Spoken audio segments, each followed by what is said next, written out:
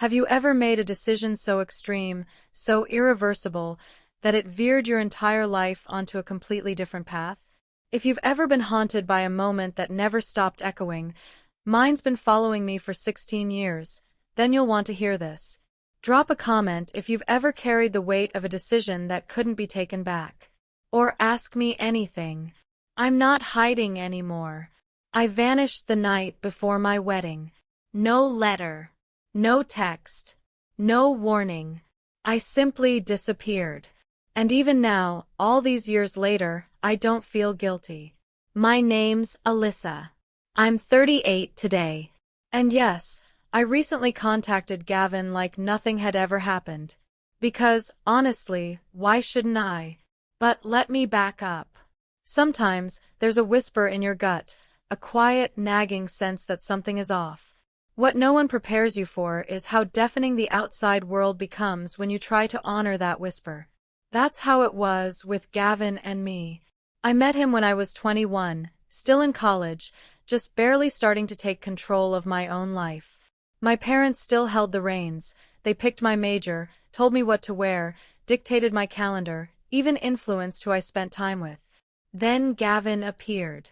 He was calm, thoughtful, with a gentle, reliable presence that felt like a way out of the chaos. At first, I clung to that feeling. He wasn't a bad person, let's be clear.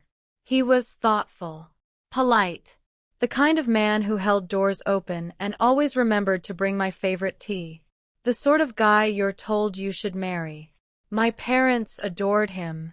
My friends labeled him a catch. And me. I felt nothing. No spark. No butterflies. No excitement when we were apart. Being with Gavin was like wrapping yourself in an old sweatshirt. Warm, familiar, and safe, but never thrilling. Still, I kept moving forward with him because the alternative, disappointing everyone, felt so much harder. Gavin took charge of everything. He planned our dates, picked the restaurants, and constantly talked about our future like it was a foregone conclusion. When we're married, he'd say. Never if. Just this quiet certainty like the path was paved and waiting. I'd smile and nod because that's what people-pleasers do. Only Naomi, my best friend, ever questioned it. She saw past the perfect surface and wasn't afraid to ask the tough stuff. Are you in love with him? Or are you just scared to walk away? I never had a real answer for her. Then came the engagement. Gavin proposed at a minor league baseball game. I wish I were making that up. He had it blasted across the jumbotron. Thousands of strangers cheering, cameras flashing, and me, frozen. My stomach turned, my heart raced, but I still said yes. Because when you're stuck in a play, you don't just walk off the stage.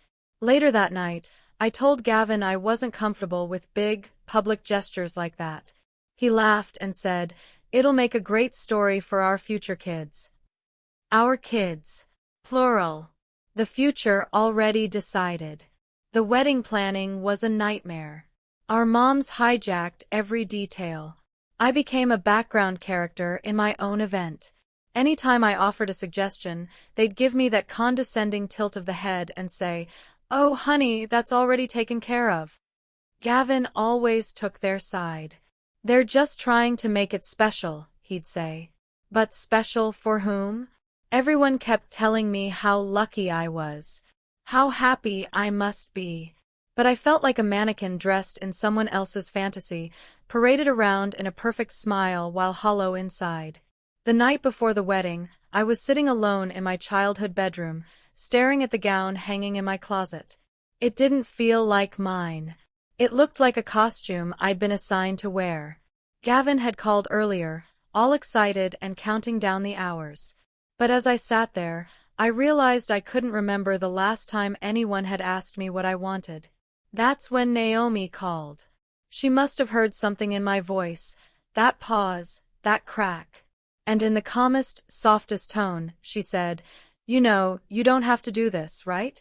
You can just not." And just like that, something shifted. Until she said those words, it had never occurred to me that leaving was even an option. I slipped out in the dead of night while my parents were still asleep. No goodbye. No explanation. Just a small bag over my shoulder and quiet footsteps down the hall. Naomi was already waiting at the end of the street, parked under the flickering streetlight. I got in, and we drove straight through until sunrise. That ride felt like the first breath I'd taken in years. We landed in Austin and crashed at a place where some of Naomi's friends were staying. I kept my phone powered off for weeks. I knew exactly what would come through if I turned it on. Missed calls, voicemails soaked in tears, accusations, confusion. Questions I had no words for. The first few weeks were strangely calm. For the first time in my life, I wasn't tethered to anyone's expectations. No scripts. No pressure. Just space. But freedom has its own sharp edges. It's not always soft or comforting. Sometimes it feels like leaping off a cliff without knowing if anything will catch you. Naomi never pushed. But the others we stayed with grew tired of me. The money ran out fast. Tension rose.